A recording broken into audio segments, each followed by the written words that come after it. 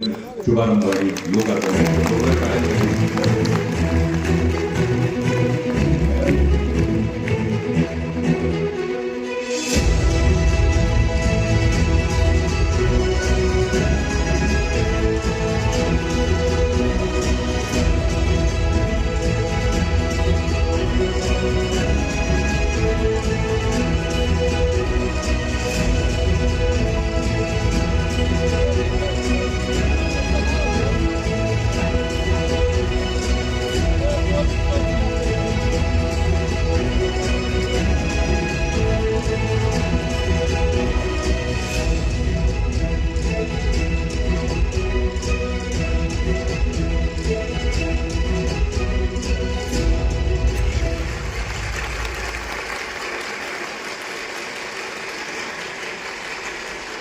पुण्याचे प्रगती पर्व या विशेष कार्यक्रमामध्ये आत्ताच आपण 50हून अधिक विकास कामांचं भूमिपूजन लोकार्पण केलेलं आहे.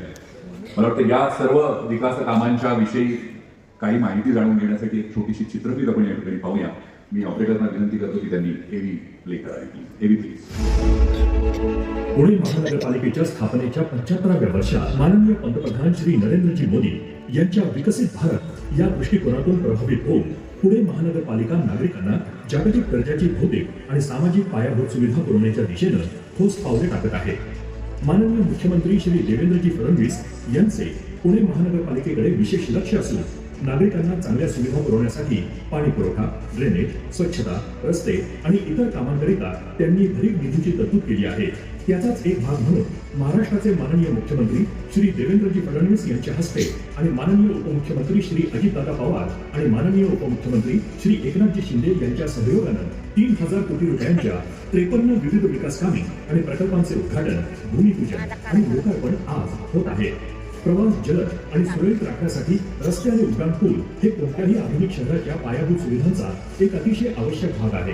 पुणे ग्रँड चॅलेंज टूर 2026 अंतर्गत आंतरराष्ट्रीय मानांकानुसार विविध प्रमुख रस्त्यांची विकास कामे, बिंदू माधव बाळासाहेब ठाकरे चौक येरोडा इथे उड्डाण पूल आणि ग्रेड सेपरेटर बांधण्यात येईल. गणेश खिंड रस्त्यावरील युनिव्हर्सिटी चौक इथे अंडरपास आणि कनेक्टिंग आर्म बांधण्यात येईल. यामुळे वाहनांचा वेळ आणि इंधन वाचेल.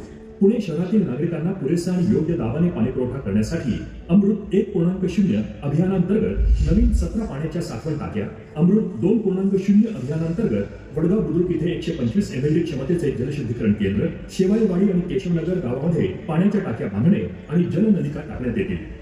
तलावातील जैवविविधतेचे संवर्धन आणि प्रदूषण कमी करण्याच्या उद्देशानं कात्रज इथे 2 MLD क्षमतेचे STP प्लांट आणि पाषाण इथे 1 MLD क्षमतेचा STP प्लांट बांधण्यात आले आहेत. राजीव गांधी प्राणी संग्रहालय कात्रज इथे नवीन अद्ययावत सर्पोद्यान तसंच पश्चिम घाटात आढळणारी पिसोरी हरण, हमाग्रास बबून आणि ग्रँड झेब्रा या विदेशी प्रजाती प्रथमच प्राणी संग्रहालयात सार्वजनिक प्रदर्शनासाठी उपलब्ध होणार आहेत.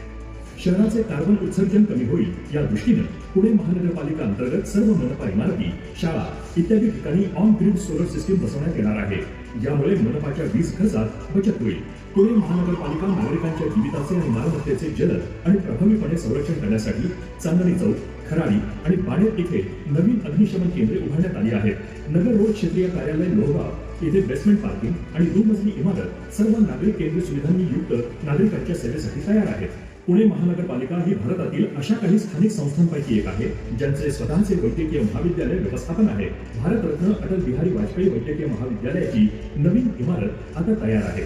नागरिकांना दर्जेदार आरोग्य सेवा पुरवण्यासाठी कमला नेहरू रुग्णालयाचे आधुनिकीकरण, सारसबाग इथे पेट स्कॅन मशीन, रेडिओ डायग्नोस्टिक आणि प्रयोगशाळा उभारण्यात आल्या असून कमी उपचार शुल्कात रुग्णांचे उपचार होणार आहेत.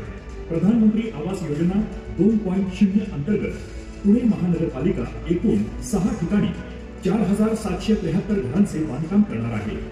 पुणे महानगरपालिकेतर्फे बालेवाडी इथे दिव्यांग उपचार केंद्र उभारण्यात आली आहेत. केंद्रात दिव्यांग बालकांसाठी 13 प्रकारच्या थेरपी आणि उपचार सेवा उपलब्ध आहे.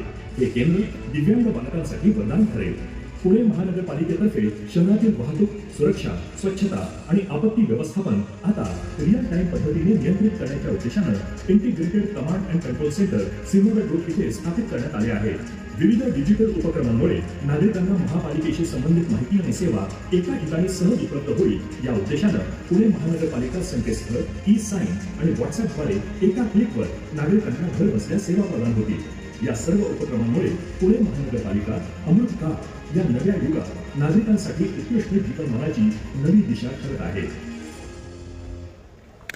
पुणे मेट्रोच्या गतिशील आणि सुरक्षित प्रवास व्यवस्थेच्या वाटचालीतील एक महत्त्वपूर्ण पाऊल सीसीटीव्ही व्हिडिओ अनालिटिक्स हॅकॅथॉन. या हॅकॅथॉनचे उद्दिष्ट होते एआय आधारित व्हिडिओ अनालिटिक्सद्वारे मेट्रो प्रवास अधिक सुरक्षित आणि स्मार्ट बनवण्यासाठी सक्षम पार्टनर सहभागी करून घेणे. या सोल्युशन्सचा मुख्य भर प्रवासी पडण्याच्या घटना, रांगेतील गर्दी, अनाधिकृत प्रवेश, झटपट आणि बेवारस वस्तू स्वयंचलितपणे ओळखण्यावर होता. यामुळे ऑपरेशन्स आणि सुरक्षा पथकांना वेळीच योग्य ती कारवाई करणे शक्य होते. तांत्रिक उत्कृष्टतेच्या निकषावर 3 टीम्सची दुसऱ्या फेरीसाठी निवड झाली. या फेरीत त्यांनी पुणे मेट्रोमध्ये थेट प्रूफ ऑफ कन्सेप्ट सादर केले. सखोल विश्लेषणानंतर सर्व चाचण्यांमध्ये सर्वाधिक यशाचे प्रमाण सिद्ध केल्यामुळे मेटाफ्युजन ही कंपनी या स्पर्धेची विजेती ठरली. या सोल्युशन्समुळे पुणे मेट्रोची सुरक्षा व्यवस्था अधिक सक्षम होईल. पुणे मेट्रोचे आणखी एक महत्त्वाचे पाऊल. आता पुणे मेट्रोमध्ये एनसीएमसी इंटरऑपरेबिलिटी सेवा सुरू झाली आहे. यामुळे केवळ पुणे मेट्रो एचडीएफसी बँकेचे कार्डच नाही तर एनसीएमसी सक्षम असलेले कोणत्याही बँकेचे एनसीएमसी कार्ड वापरून प्रवाशांना विना अडथळा प्रवास करता येईल. या इंटरऑपरेबिलिटीमुळे पुणे मेट्रो नॅशनल मोबिलिटी मानकांशी जोडली गेली आहे. यामुळे एक आधुनिक, सुरक्षित आणि कार्यक्षम सार्वजनिक वाहतूक यंत्रणा तयार होत आहे. पुणे मेट्रो, एक कार्ड, एक प्रवास, एक राष्ट्र. पुण्याच्या डिजिटल प्रवासात आज एक नवं पर्व सुरू होत आहे. पुणे मेट्रोचे क्यूआर तिकीट आता अधिकृतपणे ONDC म्हणजेच ओपन नेटवर्क फॉर डिजिटल कॉमर्सवर उपलब्ध झाले आहे, ज्यामुळे प्रवास अधिक सोपा, स्मार्ट आणि अखंड झाला आहे.